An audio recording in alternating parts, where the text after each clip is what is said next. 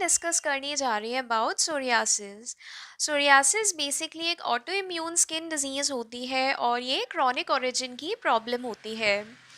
Psoriasis में skin rashes के form में अपीयर होगी और स्किन पील ऑफ होगी, एक्सफोलिएशन होगा स्किन का और बहुत ज़्यादा इचिंग भी हो सकती है। क्रस्ट फॉर्मेशन होगा और स्किन के जो रैशेज़ होंगे वो बहुत ज़्यादा रेड हो सकते हैं, पर्पलिश हो सकते हैं या फिर ब्लैक या ग्रे कलर की भी अपीयर हो सकती है। साथ में सिल्वरी स्केल्स का फॉर्मेशन होता है और ये प्रॉब्लम बार बार रिलैप्स हो सकती है। कुछ वीक से लेकर कुछ मंथ्स तक ये प्रॉब्लम लास्ट कर सकती है और फिर ये अपने आप ही सबसाइड हो सकती है। सोरियासिस का एज सच कोई जेनेटिक ओरिजिन नहीं होता है और ना ही ये कोई कंटेजियस प्रॉब्लम होती है। पर सोरियासिस की प्रॉब्लम में स्किन सेल्स का मल्टीप्लिकेशन होता है और ये काफ़ी ही क्रॉनिक प्रॉब्लम के फॉर्म में अपीयर होती है। अब हम डिस्कस करने जा रहे हैं कुछ टाइप्स के सोरियासिस के बारे में।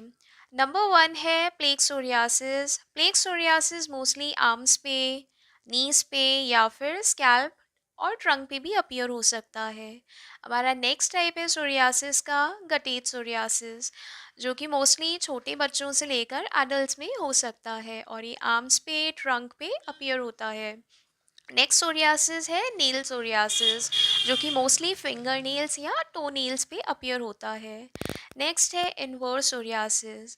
इनवर्स सोरियासिस में मोस्टली ग्रॉइन रीजन, बटक्स या फिर ब्रेस्ट रीजन अफेक्टेड होता है। नेक्स्ट टाइप है सोरियासिस का पस्ट्यूलर सोरियासिस, जिसमें मोस्टली पाम्स एंड सोल्स पे सोरियासिस अपीयर होता है। नेक्स्ट है एरिथ्रोडर्मिक सोरियासिस, जो कि ऑल ओवर द बॉडी कहीं भी हो सकता है और piling of the skin appear होती है। अब सोरियासिस की जो कंप्लेन होती है उसके कॉमन साइट्स हमने जान लिए। मोस्टली स्कैल्प पे, नेप ऑफ नेक पे होता है।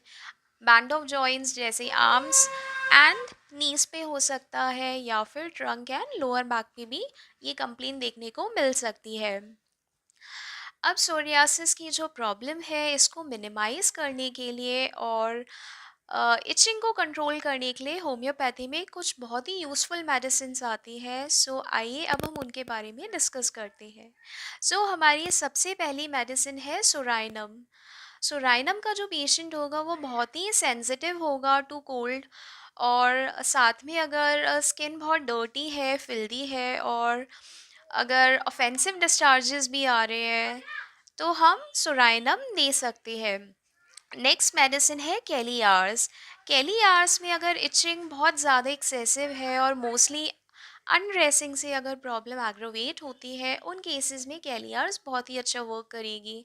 पेशेंट का नेचर बहुत रेस्टलेस होगा, एंग्शियस एंड नर्वस नेचर हो सकता है और अगर स्किन कंप्लेंट्स इचिंग के साथ साथ बहुत बढ़ रही है तो यहाँ पर ये मेडिसिन बहुत ही यूज़फुल रहती है। हमारी नेक्स्ट मेडिसिन है आरसायोड। आरसायोड के जो डिस्चार्जेस होंगे वो बहुत इरिटेटिंग होंगे, एक्रिड और कोरोसिव हो सकते हैं और जो क्रस्टी इरप्शंस होंगे वो स्केल्स के फॉर्म में अपीयर होंगे और इचिंग बहुत ज़्यादा एक्सेसिव हो सकती है। और हमारी नेक्स्ट मेडिसिन है क्राइसॉर्बिनम।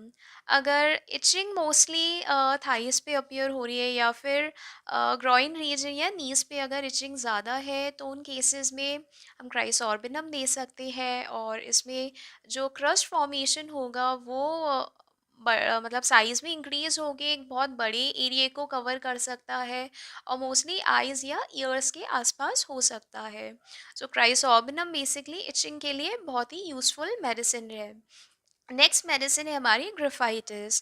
सो अगर पेशेंट को बहुत स्किन कंप्लेंट्स की हिस्ट्री रही है और साथ में अगर वो बहुत चिली है और क्रॉनिक कॉन्स्टिपेशन की भी अगर उसको दिक्कत रही है तो ग्रिफाइटिस दे सकते हैं। यहाँ डिस्चार्जेस बहुत ही पिक्यूलियर होंगे, मोस्टली ड्राई स्किन होगी, रफ स्किन होगी और उसमें से एकदम ट्रांसपेरेंट स्टिकी डिस्चार्जेस अगर आ रहे हैं तो ग्रेफाइटिस बहुत ही अच्छा वर्क करती है।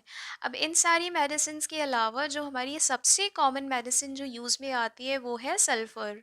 सो सल्फ़र का पेशेंट बहुत ही सेंसिटिव होगा टू हॉट क्लाइमेट, और कंप्लेंट्स मोस्टली समर सीज़न में बढ़ सकती है, या फिर अगर उसे इचिंग की कंप्लेंट बहुत ही एक्सेसिव है, और इचिंग के साथ-साथ अगर उसे ब्लीडिंग भी हो रही है और साथ में स्किन में जलन हो रही है, तो सल्फ़र बहुत ही यूज़फुल मेडिसिन रहती है। साथ में अगर पेशेंट बहुत सारा ट्रीटमेंट लेकर आया है और उसने काफ़ी ऑइंटमेंट्स और बहुत मेडिसिन्स यूज़ करी है, तो इन सारी स्किन कंप्लेंट्स के लिए सल्फ़र बहुत ही यूज़फुल मेडिसिन है। सो ये थी हमारी कुछ important remedies for psoriasis. I hope आपको ये वीडियो अच्छा लगा होगा। So do like, comment and share. Thank you.